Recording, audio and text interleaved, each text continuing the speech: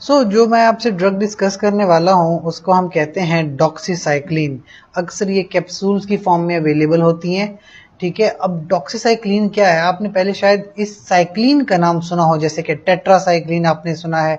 इसके अलावा जो है आपने स्ट्रेप्टोमाइसिन वगैरह में भी ये सिन का वर्ड आता है, लाइक दैट। और ये अक्सर यूज होते हैं एंटीबायोटिक्स में। तो नो डाउट कि डॉक्सीसाइक्लिन भी एक्चुअली एक एंटीबायोटिक है, लेकिन इसके साथ साथ कैंसर्स वगैरह में भी इसका इस्तेमाल किया जा सकता है। अच्छा, कैप्सूल में अगर आप देखें तो 50 mg, 75 mg, 100 mg, 150 mg तक की कैप्सूल इसके अवेलेबल हैं। एडॉक्सा के नाम से आती है। यूजेस पे आ जाते हैं जो कि इसका मेजर पर्पस है।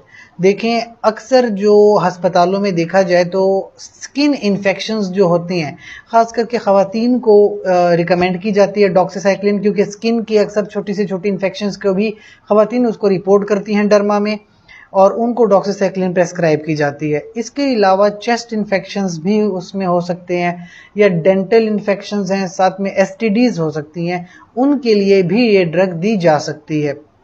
And a lot of other rare infections. ठीक है। अच्छा, ये करती क्या है? It can you be use to prevent malaria. अगर आपको ट्रैवलिंग है, आप कहीं ट्रैवल करते हो, किसी जगह पे आप ट्रैवल करते हो जहाँ पे मलेरिया फैला हुआ है, तो आप प्रोफाइलेक्टिकली ड्रग ले सकते हो।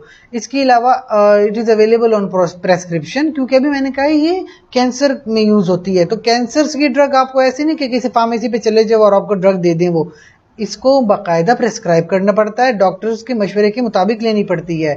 साइड इफ़ेक्ट्स हो सकते हैं बिल्कुल जिस तरह हर ड्रग के होते हैं, जैसे कि एंटीबायोटिक्स में डायरिया तो हर एंटीबायोटिक के साथ एसोसिएटेड है। अच्छा, डिफ़िकल्टी इन सॉल्विंग है, ड्रग रैशेज हो सकते हैं क्योंकि वो स्किन में उसका इफेक्ट आता है।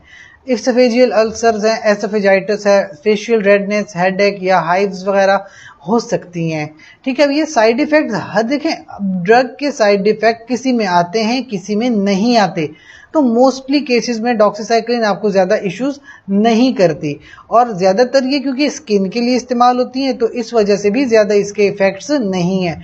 हत्ता कि अगर आप कैंसर्स में यूज़ करते हैं तो वो अकेली डॉक्सीसाइक्लिन नहीं इस्तेमाल की जाती, बल्कि उसके साथ मज़ीद और ड्रग्स का इस्तेमाल किया जाता है। सो आप देख सकते हैं कि that is all about doxycycline, a very simple drug but clinically it is a very useful drug. That's all.